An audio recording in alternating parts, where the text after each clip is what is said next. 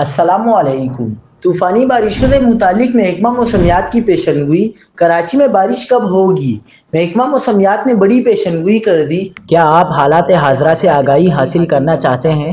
خبر کے پیچھے چھپے اصل حقائق جاننا چاہتے ہیں تو ابھی سبسکرائب کیجئے جلمل پاکستان کو اور ساتھ ہی گھنٹی کے نشان پر کلک کر دیں۔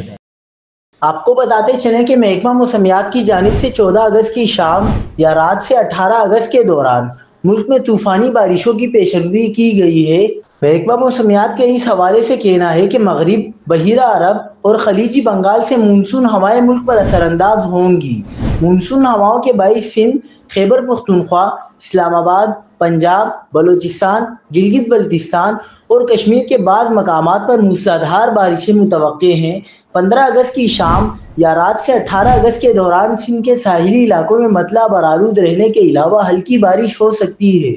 دوسری جانب موسمیاتی تجزیہ کار کے مطابق کراچی کے شمال مشرقی علاقوں میں آج بارش کا امکان ہے۔ بادلوں کے باعث شہر میں ہلکی بارش جبکہ چند مقامات پر معتدل بارش ہو سکتی ہے۔